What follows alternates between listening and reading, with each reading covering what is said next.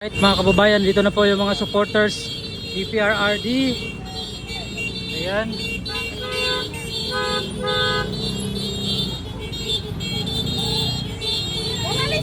Ito nito Pasyo, sumakay ng motor.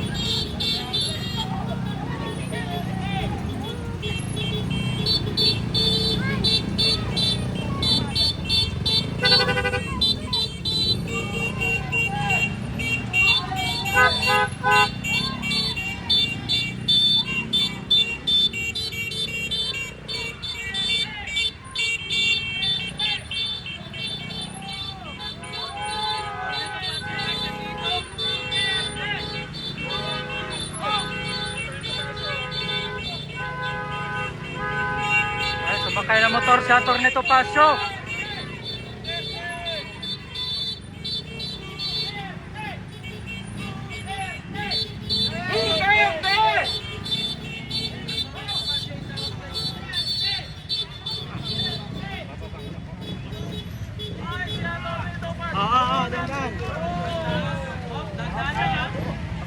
Kaya pa, kaya pa.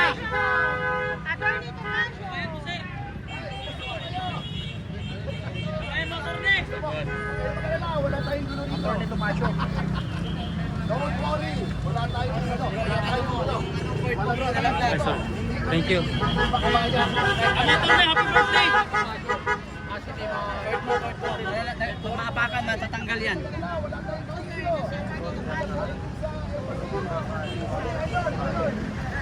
Nito Pasyo.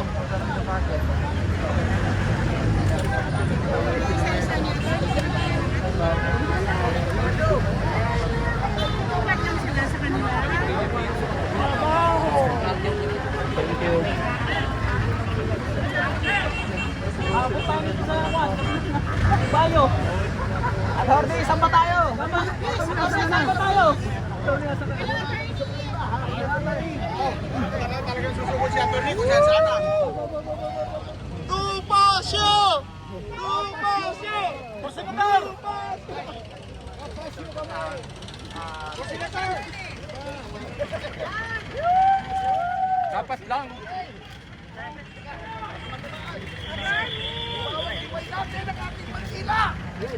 Attorney! Regards daw! Sabi ni Miss Ann.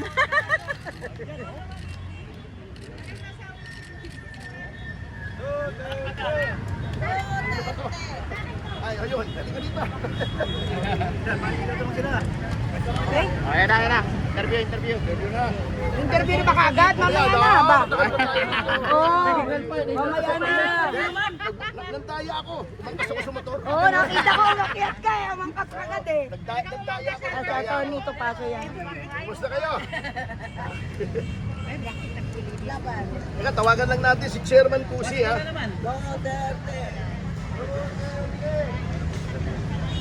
President Rodrigo Roa Duterte, ano ang magiging hakbang natin ngayon sa Supreme Court? Tayo po ay narito upang magalang na hilingin sa mga maestrado ng ating kataas-taasang hukuman na magdesisyon. Hindi po namin sinasabi sa kanila na magdesisyon na pabor kay Pangulong Duterte. Ang amin lamang po, baka pwede naman po, kasi 1 year na po ngayon, eksakto, bekenemen. Bekenemen, pwede na desisyonan para magkaroon po ng closure itong issue na ito. Ano po masasabi nyo kay Tatay Digo na nasa ICC po? Maparamdam yung pagmamahal natin ng bawat Pilipino po. Alam niyo po, ang ginawa nila kay Pangulong Duterte ay hindi lamang kay Pangulong Duterte ginawa. Ngunit sa lahat ng Pilipino sapagkat ibinenta po nila ang ating soberanya, ibinenta nila ang ating kasarinlan at ibinenta po nila ang ating dignidad bilang Pilipino na tayo ay nagpapasakop sa mga banyaga.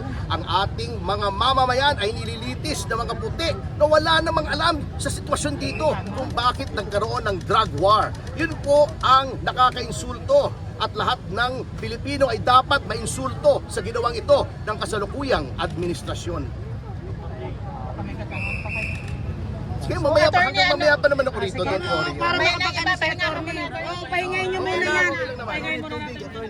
Marami pa naman yan eh. Kasi kawawa naman. Tagal pa yan. Ako. Ay, si Secretary. Ay, Secretary Kusi. Secretary Kusi, hello. Ayan. Andito si Secretary Kusi, ang Secretary of Energy. Ayan. Ito, sobra yan. Idol ko yan. No? Nakashore lang nga lang. Secretary Kusi.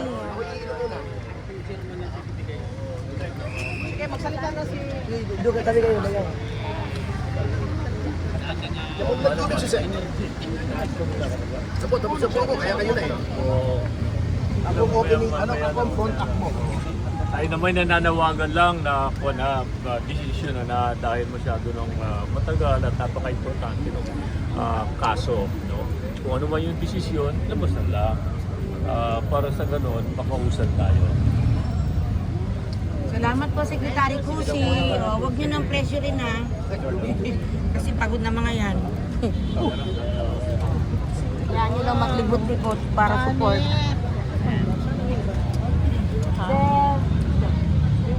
Good afternoon po sa inyo lahat.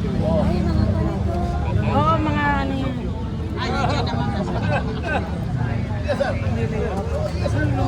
Yes! Thank you for tonight. Halika na, magsalita ka na dito. Istorya natin. Representation na siya. Huwag nang mamaya. Halika na dito. Bago lang dating. Hiningal pa. Ayan si Ma'am Silma. Hi po. Ito yung founder ng DRT. Duterte Riders Nationwide. Si Sir Jose Parini. Parini. Kung anong gusto niyang itanong, pagtanong ng kaso, pahinga muna daw siya. Pwede na ba magtanong o pahinga muna?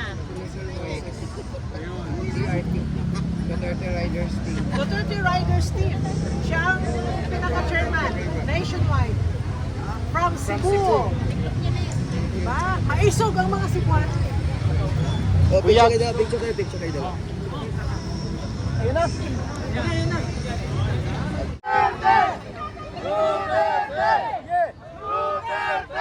Po namin din nag-umpisa na po kami. Opo. Nandiyan si Chairman Busi ha. Nandun po si Tawagin niyo nga sabihin hinahanap ng injuries. Sir, it's been a year yung petition nyo sa Supreme Court. Any reaction on that?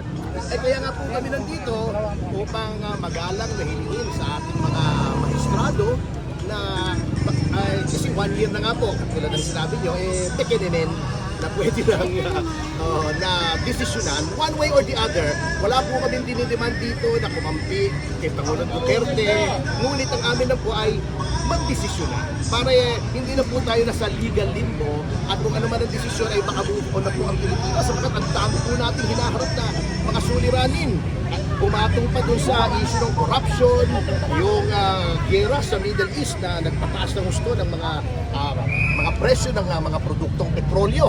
So, dapat hindi maipon to, unti-unti malutas ang problema.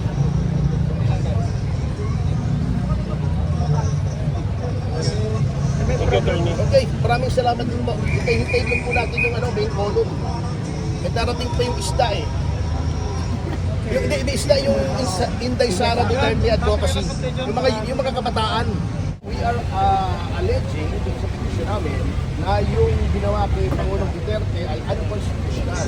Sapagkat bagamat may batas po tayo na defining yung crimes against humanity at the provision ng surrender, that law of course cannot prevail against the Constitution. Nagkaroon kayo ng sorcery. Opo, March 11 nung habang si President Duterte nasa Binomo. Kasi yung wala pa, no? Oh, wala pa. So, yun nga, apila lang po dito na Kaya 1 yung year word lang. ng pag-aalang na kapila. Thank you.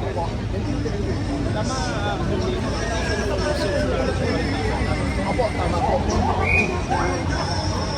Kasi napakahalagang kaso ito kasi nakaprotected eh. Ano yung ginagawa nila. So, kailangan malaman ng bawat mamamayan ang karapatan nila kung sila ay mayroong international warrant. Ano? Ito, palagay ko to, padala ni Martin eh. Kasi ginugulo yung buho ko kanina pa eh. Lalabas yung kalbo eh. Kaya naman. Oh, wala labas yung kalbo. Lalabas yung saldo niya. Oo nga kasi naka-ano yun eh. Ayaw, ano ba? Naka-blower.